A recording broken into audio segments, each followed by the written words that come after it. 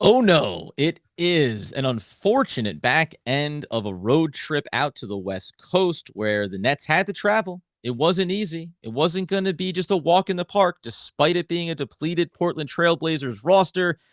And the Nets made it difficult for themselves. There's questions around the way they started. There's questions around the way they were focused. And then there's ultimately questions maybe around Steve Nash as he pulls the plug and looks to some young talent too late. It's not all doom and gloom, Doug. We do wax positive around these young players, but also the Nets did lose. It's a little doomy and gloomy to start. This is not what you wanted to see. Obviously, the circumstances are bad for the Nets. Still a very winnable game, a game they should have won, especially when you look at the roster of the opposing team. This is taking in long flights and all the other stuff into account. It's a tough one to lose. We're going to break it all down. But first, the theme music.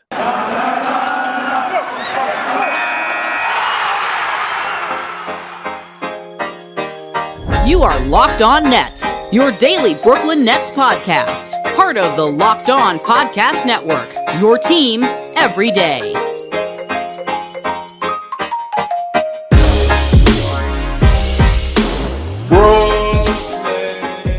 Brooklyn, yo. Oh, yes, it's the Locked On Nets podcast on the Locked On Podcast Network. It's your team, the Brooklyn Nets, every single day. Over there is at Doug Norrie, blue checkmark certified, fresh owner operator, DFSR for all your daily fantasy sports rankings, FanDuel, DraftKings. If you need daily projections, that's the spot for you. I am at Adam Arbrecht, also heading into the offseason on the OGP One Giant podcast with my boy Andy Mack. 114, 108. A loss on the back-to-back for the Brooklyn Nets. We thank you for making us your first listen of the day. And ask the question, Doug, does it really matter how late it is as long as you're watching Nets basketball? The only thing that would have done this in if that Kyrie had actually twisted his ankle and he had a sprained ankle. That would have been the only kind of, or that would have been like the sort of like the nail on the evening coffin, as it were, on this game, because this is a rough one again for the Nets. I get why probably Nets fans are I don't know if we're in freak out mode here, because I don't think you can't really be freaking out like pre All-Star break. That's just like not how it works. But this is just another game, and there's contextual stuff that we'll talk about. But this is another game where you see some of like the main problems this team has right now. And you do start to wonder, like, is this current construction, which is not going to be the end of the season, is this current construction championship level, sort of caliber team? Because they lost the team they lost to the Blazers, this absolute garbage. Like this is their B squad. like they still have Kevin Durant and Kyrie Irving versus Anthony Simons and Ben McLemore. I mean, like, what are we doing here? And so I don't know. We'll talk about it, but this is a rough one. I have a question for you actually a little bit later on off of something that we've discussed off of the podcast that I'll be curious about in the current construction of this team. Going to break down the lead up to this game, obviously on the back side of the back-to-back. We're going to talk about what went wrong in this game. And then also we're going to get you on a positive note, because there was a lot of good things from some of the young players on this roster. Unfortunately, it doesn't come in a win. But let's start with, we know the game against the Spurs on Sunday, they had to move that one up to noon. This is how you get this game back in onto the slate after it had been moved from December. You're out on the road now. You do have to go East Coast to West Coast. That's a factor, sure. No James Harden coming into this one. He had bumped his knee in that Spurs game, so a little hyperextension. He's out. No LaMarcus Aldridge either. So you are down a couple of key pieces coming into this game. To your point, though, the Portland Trailblazers are down all of their best players. And it's just, actually, you know what? I'm going to ask you this off the top here, because it's probably worth it. We've had this discussion around when you have Kevin Durant and Kyrie Irving, any two of the three, you're just the better team on the court. The Nets are supposed to be the better team just by having those two players. And yet we are getting sample sizes here where it's like, hey, why aren't you winning? And there's a lot of things in this game specifically, but just the broader question of like, why aren't you just the better team because you have two of the three best players on the court almost every single night? There seems to be some disconnect there right now, and we know there's a fatigue factor and Kyrie Irving just coming back as well. Yeah, I'm stopping short of freaking out about this, because I just don't think it pays to do that January 11th. Again, like weeks before the All-Star break, weeks before the trade deadline. Like, we're still sort of like in the season's infancy here, even though we're, more. Are we halfway through here? We're close. 39. Yeah, we're not even halfway through the season yet, right? So I'm not going to freak out about this kind of result because there's context. And look, and it is not for nothing. Playing a noon game and then flying across the country to play another game is sort of unprecedented in NBA scheduling. That does not happen. Like there's just the schedule is typically planned out very methodically around to specifically avoid this exact thing, which is a major strain on you from like a rest and just like recuperation perspective to have to do this. So like this was sort of a once in a lifetime thing. Mhm. And that being said, when you have these two guys, and I'm by the way, I'm putting Kyrie in like mid-season form here. Like he's playing, like I'm not even going to use the thing, oh, he just came back. He's playing like he's in mid-season form. So I don't think we can even say, oh, he's still acclimating himself. That seems to be not be the case. He's looked excellent in his minutes so far. I do think there's a thing where you should be winning these games. It's in some ways very clear to me why they're not. And it also feels like these just shouldn't be the results. Like it shouldn't be that hard of a fight against the Spurs. It should not be a loss here against an undermanned Portland team, even with the context. And I think Nets fans and like us, I think there's right to look at this and kind of sigh about this, like about this result, because this is just not. It's pretty avoidable, and it really just shouldn't be happening. And it feels like it's kind of the story of the season. All their games have been close. They can't blow teams out. They can't beat the good teams. That's just been, we're 39 or 40 games into this thing, and this has been basically the theme since day one. And it feels a little bit like on that theme that every time you think they're going to get over this hump around one of these pieces, and I don't even mean from an X's and O's thing or an execution piece or a roles component, it's like going back. Well, you think maybe something's going to work here. Now all the veterans go into protocols and Kevin Durant has to do the big lift. Then you flip-flop it and Harden has to do the big lift. Now you do get Kyrie back and it's his second game, and I think he does. He looks like he is incredibly fresh, looks like he's in great form. Yeah, he looks like he's everything that he's supposed to be. And on a quick side note, I don't get traction with a lot of things, but I don't know why the nickname Redford is not something that people want to pick up on around Kyrie Irving. Do you make the connection when I do that? I'm not going to derail this too far.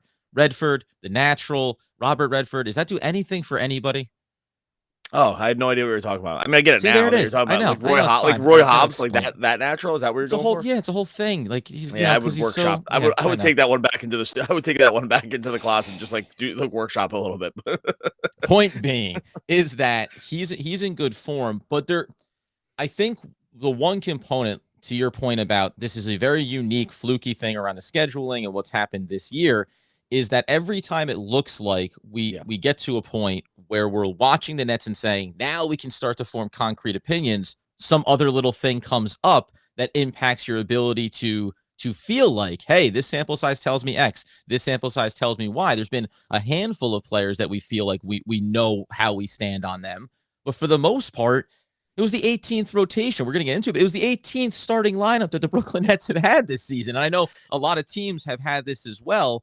But I that's where I think I do stop short of any overreactions, not just on a game-to-game basis, but even as we get close to the midway point of the season, because I still don't feel like I have a definitive version of what this roster is supposed to look like or what the intentions were around this team coming into the year.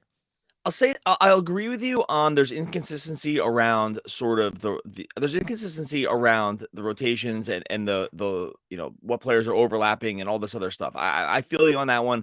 I think that's like not too different than most other NBA teams at this point. And most teams are playing with this sort of problem between protocols and injuries and all this other stuff. Most teams are in complete and utter flux right now. So I don't think we can like isolate the Nets as being in a different situation. I will say one difference with the Nets, or one thing I think is a theme, and I think this is where it has come through tonight, and I thought it came through with the Spurs, and it's kind of just been, maybe this is the thing, is there really does seem to be a total lack of urgency around this team. Now, you want to say it's the regular season, and they know these games don't matter as much as later, and we're going to, we'll put our stamp on it when the games matter the most. But there does seem to be this like lack of, I guess that's the only way I can say it, lack of urgency around just even early in games, like, hey, we could just dominate this. Like, yeah, you have Kevin Durant and Kyrie Irving. Come out and just get up 10 points. Like, get Yes. up 12 points and let's just like be rolling downhill with this game. They cannot seem to do that. Like, for whatever reason, I'm not sure like if it's the makeup of the team or just like the personalities or just bad. Like, it could just be bad luck. I think there's a lot of things that go into this. I think sometimes some of these starting lineups have been confusing to me. I think we're gonna probably butt heads on that later, but whatever. Like, there just seems to be this thing where, hey, can we wake up before the 6-minute mark of the game? Like, can we start playing? Like, can we just like when the first whistle blows, can we start go out there and really just try to just stick our foot into your neck? Because they just don't seem to have that little piece in them. It's always like oh, hey, we're gonna make a run. Oh, like we have these guys, we'll make a run late and we'll put you out. That's when we win the game. They don't seem to ever come out and just say, hey, maybe we could just win this game by the time the first quarter's over. Right. No. And that's the ever-present theme here. You can try to play catch up. Yeah, You Anthony Simons and Ben McLemore, Nasir Little, you can try to catch up with us. It's not, they don't seem to be able to do like, or you, DeJounte Murray and Josh Primo and Devin Vassell, like these other guys. Like, by the way, I'm naming names that are just not, I mean, they're, some of these guys are real NBA players, but they're not Kevin Durant, Kyrie Irving, James Harden, right? Like, can we just have a game where your underwhelming personnel needs to play catch up with us? They just can't seem to do that. This is just another example of that. Yeah, that's the ever-present theme, regardless of circumstances or players in and out, whatever it is. The Nets consistently are the team that seems to be under pressure in a game that very much is supposed to be the underdogs. They're the underdogs. No, they're 9-point favorites going to this game. They're 11.5-point favorites against the Spurs. Like, when you are playing those kind of spreads, like, you are the dominant team. You need to be out there dictating the style, the pace, and everything else about it, and then sort of imposing your will. They lack the ability to do that, and every game ends up becoming a dogfight when it really doesn't seem like it needs to be. Let's get into where it went wrong in this particular game, areas that we maybe do butt heads in here. And then, as we said, on the back end of it, still try to send you out on a positive note with some of the performances from the young players. But first, got to tell you about our friends over at Bet Online, because they want to wish you a happy new betting year as they continue to give you all of the bets and props and odds that you need as the march to the playoffs begins here for the NFL football season. They remain your number one spot for all the best sports wagering action in 2022. It's a new year, and that means you have the new updated desktop and mobile website. You sign up today and receive your 50% welcome bonus just by using the promo code LOCKED on your first deposit. 50% welcome bonus, promo code LOCKED on, from football, basketball, hockey, boxing, and UFC, right down to your favorite Vegas casino games. Don't wait to take part of the action over and on the BetOnline website, along with all these amazing offers for 2022. It's so good, I can barely even tell you about it. BetOnline is the fastest and easiest way to wager on all your favorite sports. BetOnline, where the game starts. So, where this game started was seemingly with the understanding that the referees like their whistles and they're going to use them hot and heavy, wet and wild. And I'm not talking about the referees' impact of this game. But to your point about coming out and being ready to play, I mean, the Nets were willing to foul anything that moved. It just looked like they had, I don't know, a low desire to be functioning, to be communicating, to be rotating on their switches. And there's specific matchup problems in this one. We'll get to that piece of it, I guess. That obviously was a big component early. But right from the start, you took an issue with the starting rotation that the Nets put out there. Yeah, I don't really understand why the David Duke thing is still happening. I probably would have given Edwards the start here. They showed the willingness to be able to play him, so like that was no longer the issue. So once the willingness to play him is there, I think at that point, like, I don't think that David Duke Jr. has done so much. And maybe you don't want to kill his confidence, but I think they're in such a state of flux that I think that you can just say, hey, we're going to try different things. They're clearly just doing all these different things. So I don't think you need to adhere to, you started last game. And so therefore, you get to start this game as well, which is like Nash had kind of intimated that was the idea. Is like, hey, we're going to give this like 4 or 5 games. We don't want to like kill his confidence, whatever. I don't think you need to be in that spot at this point with these guys. I think that there's just like, hey, we're just going to keep trying different stuff.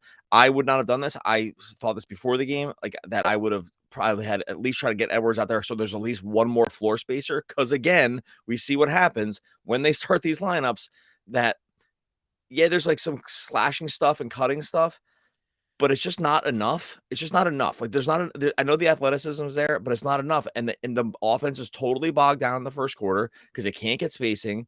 and it just becomes very difficult to get shots. And it's once again sort of the same old wash, rinse, repeat thing with this offense, where you're playing like this late 90s style offense with everyone just standing in the same spots. Like all these guys, by the way, all these guys, Bembry, Claxton, Duke, they are, I know that I know that Bembry and Duke are small, but they are essentially like Bruce Brown was last year. They're like these like mini bigs, right? Mhm. And when you have these guys all on the court, they all default to going to the same spot, which is like elbow out, dunker spot, or moving out and then try to slash in. And then just because it's freaking log jam and you can't get anything done. And that was the whole first quarter. Like the whole Well, first quarter was like this. It was just bogged into the mire. Well, and it's funny on the idea, because I talked about this before. I thought that a lineup where you have Bembry and Kessler Edwards out there together makes a lot of sense, because you get this combination of length, defensive size. You have a little bit of slasher. Edwards has shown the ability for some rebounding and can knock down the perimeter shot, the thing that you need to try to supplement behind Kevin Durant and tonight Kyrie Irving. So I agree with you in that sense of it. The difficult part is coming into it. The reason why I thought, hey, I like going with this lineup to start, or I'm fine with it, is exactly what you talked about. The slashing that these guys provide, that you can get Claxton down the lane, the rolls to the rim, and we've talked about the creative passing of Kyrie Irving, but I didn't see what I thought I was going to see from them. Right. So maybe that's a little bit of the problem, is like on paper, I think it makes a lot of sense and it'll be effective. But then I almost had to swallow my tweet when I watched the game, and I thought, oh, well, Bembry and Duke Jr. aren't doing a ton of slashing. They aren't crashing the lanes and creating some space on the perimeter. So the functionality of the lineup was not what I thought it was capable of. And the last little, I think then the second piece of it is Claxton picks up a couple of quick fouls, trying to defend against Nurkic. That's a really difficult matchup for him. Yeah. Things get a little wonky almost immediately when then you bring in Blake Griffin. The next two guys off the bench are Cam Thomas and Kessler Edwards, but things do get thrown into a bit of a helter-skelter when you don't already have LaMarcus Aldridge. But this is the part where I thought it was going to be good, but they didn't execute it in the way that the best version would be on the court, right? That's what I think the disconnect is for me anyway. I think I see that, because I think what you're saying, I think what you're hoping for with that lineup is like, we're going to create some chaos here, right? Like they're playing a lot of wings. They're playing like these sort of like underexperienced, maybe journeyman-ish young guys, like in Simon. Oh, Simon's not a journeyman, but like it's Simons, it's McLemore, it's Little, it's Covington. We know he's like a good like overall defender, but like not a good on-ball defender. But you're like, okay, well, they're not dealing with a ton of offense here. We can get away with this. We can create chaos. We can get on transition. We can be super athletic. The problem is when that doesn't happen, which it didn't happen with this group, when it doesn't happen, it looks terrible. And like that's what ended up happening. It looked terrible. And the second it starts looking terrible, I think you need to get away from it really quick. Now, oh my God, I guess credit to Nash, because he didn't really go back to it, right? These guys played, like Bembry and Duke played very, very limited minutes once the rookies kind of started turning it on. So, I mean, I guess that's a positive. Also, as well, too, here's what's funny is I thought that when you said you didn't like the lineup, it was going to be about put Patty Mills into the starting lineup. So I would have done that also, too. By the way, this was my other pushback piece, was going to be that when you're on the road and you have Kyrie Irving, and we've talked about this, trying to save some minutes, that was the other factor. Is the premise should be, now you don't have Harden, and that makes it a lot more difficult. But on the road, when you have Kyrie, this is where you want to have Mills play less minutes, so that when you want to lean into him a little bit more in the home games, you have that opportunity. This is about balancing the minute book. So that was the other piece where I thought, okay, you want to stick with David Duke Jr. in the starting lineup and avoid overusing Patty Mills. Now, again, he ends up playing 31 minutes anyway, and that's a part of this too. Kevin Durant plays way too many minutes in this game. Kyrie Irving, it's fine. He's just getting back, but you still have Kevin Durant play 42 minutes in this game. I know that he wants to be out there and win every single one, but this is also the part of it too. I'm okay with the experimentation, doing different things in the rotations, giving different guys extended looks. Fourth straight start for David Duke Jr. You can go as long as you want with any of these options, but it also has to accomplish what I think are the most important goals, which is rest for certain players as well. And now you're not doing that either, while still looking clunky and disorganized. Again, this is another example of worst of all worlds, right? Like we get the worst of all worlds with this result, because they play like they go across the country. Durant plays 42 minutes, they lose, and you start a starting lineup that you end up not playing because it stinks, And then, and so it's like, well, what did we get from this? Nothing. There was literally nothing. It was all negatives here. I take that back. We saw a little bit from the rookies, which we're going to talk about. Yeah. But I do think, and I think we've been pretty even-handed with Nash so far.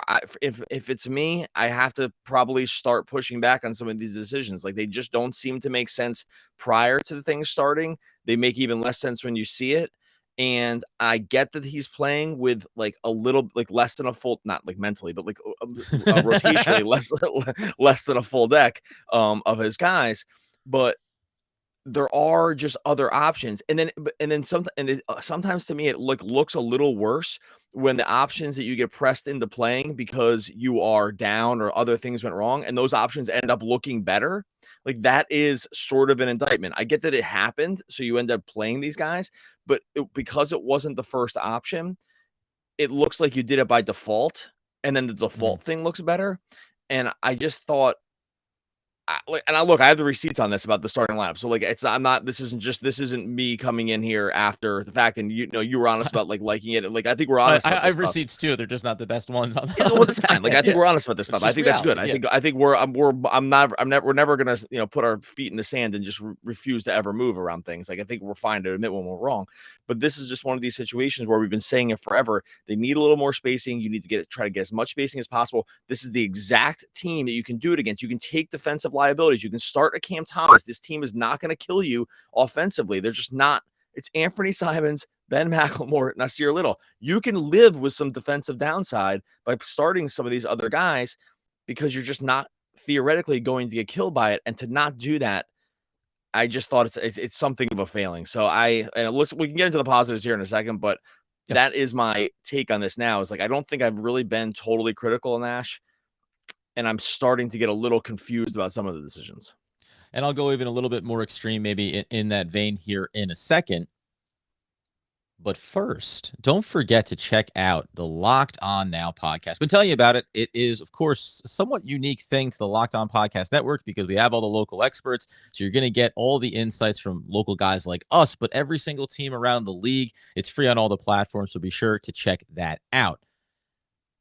On the positive side of it, then, I'll stay with Nash for a second here because you mentioned it's easy on the back end of this. So I'm not going to sit here and tell you that this is the thought that I had coming into the game.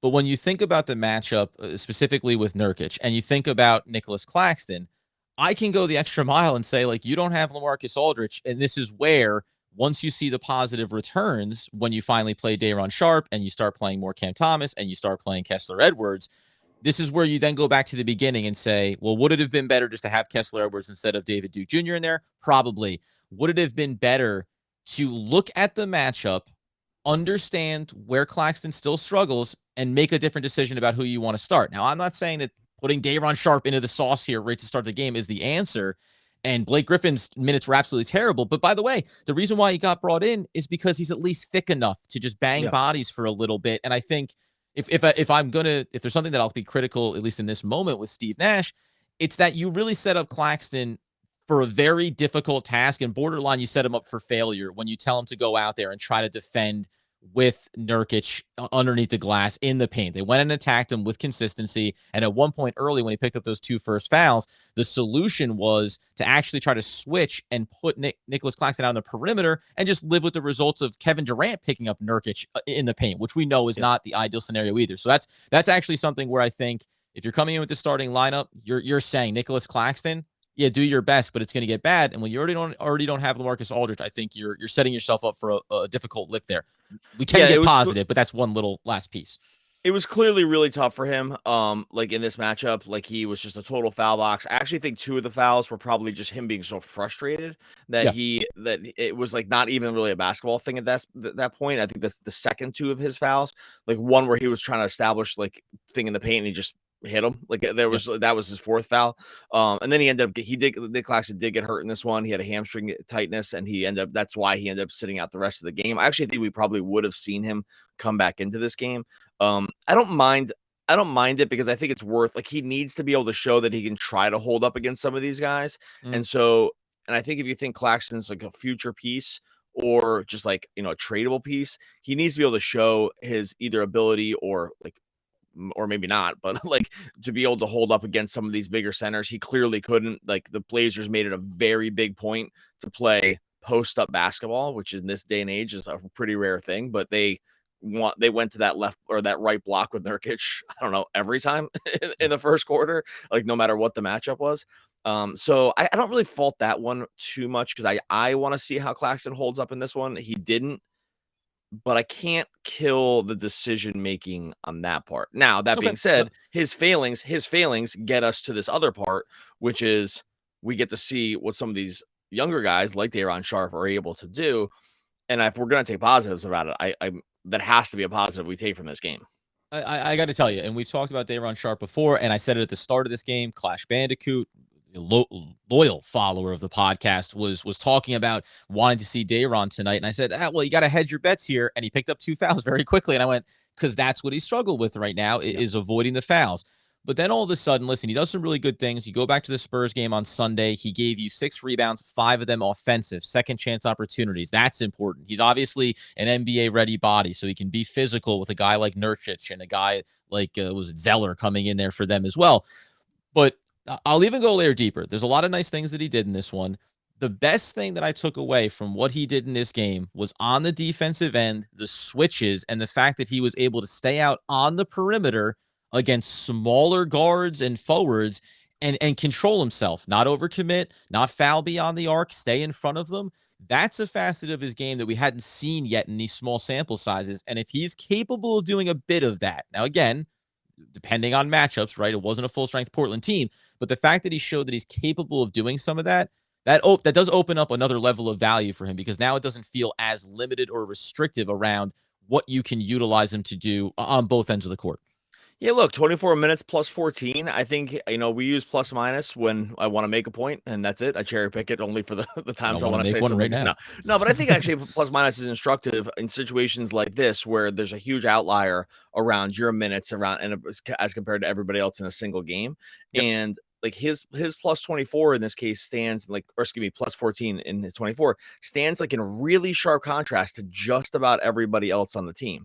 Mm-hmm. And like they just won all of the Day'Ron Sharpe minutes. The minutes he was on, they were a winning basketball team, and the minutes he was off is where they lost the game. And I think in some ways that does point to what he was able to bring. Like things that he has a nose for the basketball, which they do not have any other guy like this. Like they have no other player that has like nose for the offensive rebound, be able to fight like even little things where you're able to like tip the ball to yourself and stuff. Like that's like, the old Dennis Rodman thing, right? It was like, he just had I'm not comparing him to Dennis Rodman, but like, if you want to think about guys who have nose for basketball and like just how to like make the basketball get to the place where you want it to be, he has that in him. Mm-hmm. Like he can, he doesn't need to go grab it. He can tip it to himself. He can move it. Like, he's clearly a very physical guy.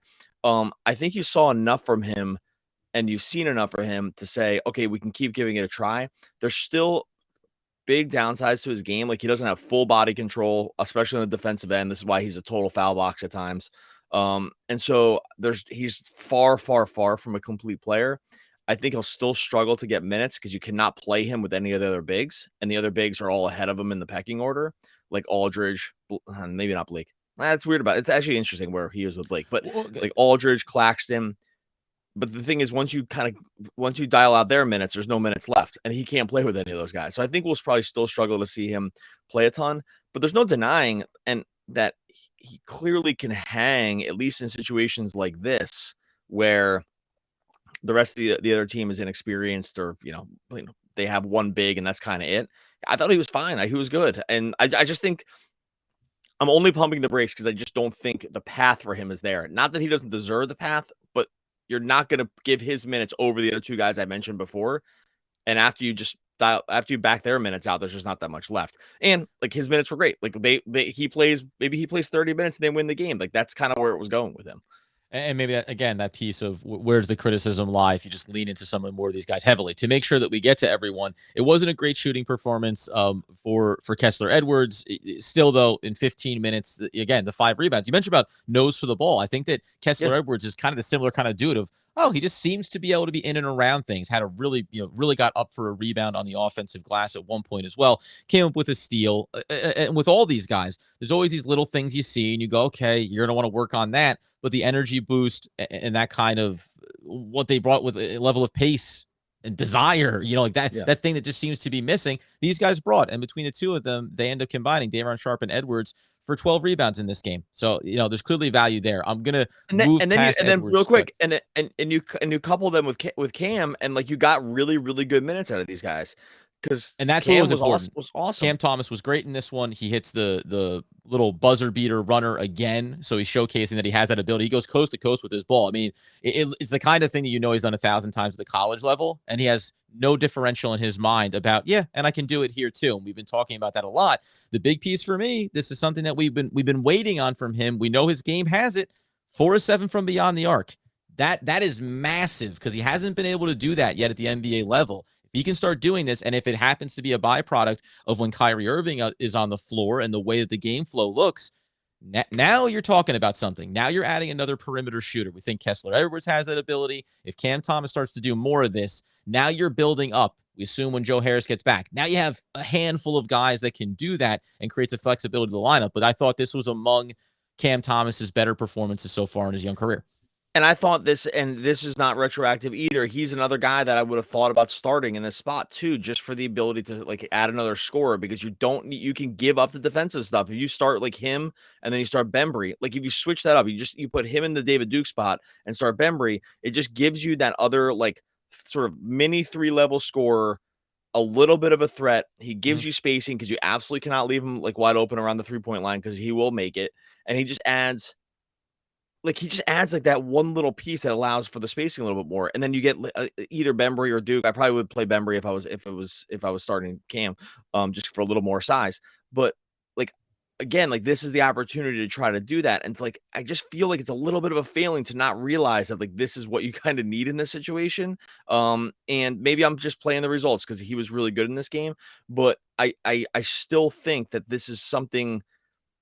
this seems to be the core problem with them on offense, is they just don't have that when it starts because it's so bogged down. And he's not going to be a massive defensive liability just because of how sort of bad the other team is.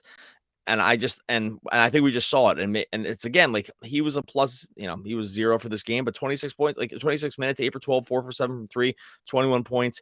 He clearly like is available for the moment when it comes to like hitting shots and not having a problem sharing the court with these other superstars or being intimidated by that and like in any point at all.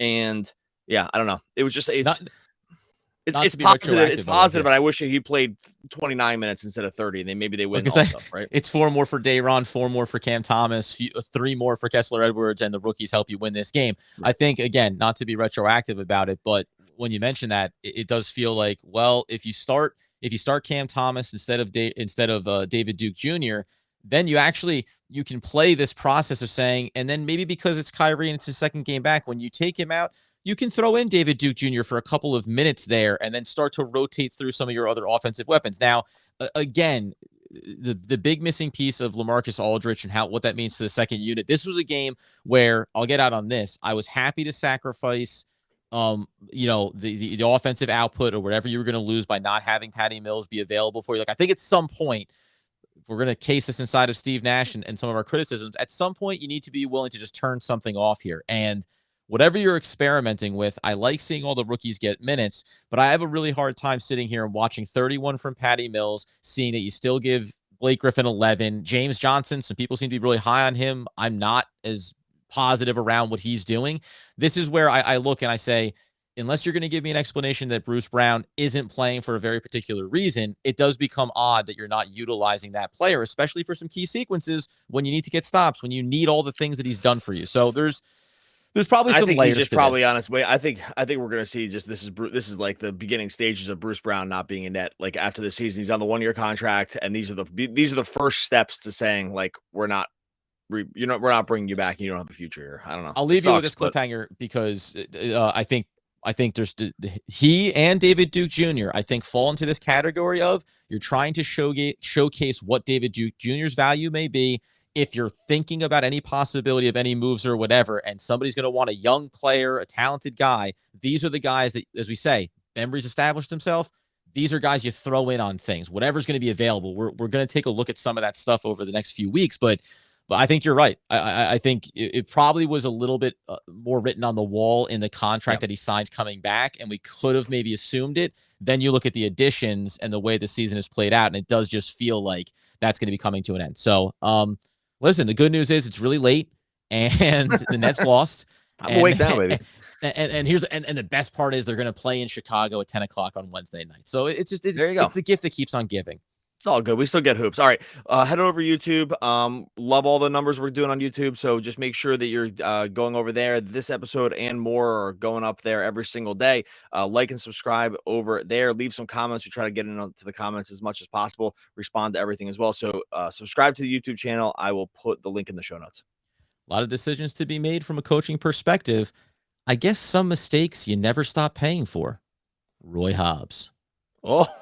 One of the all-time great poets. R.I.P. We will be back again tomorrow talking more Brooklyn Nets basketball.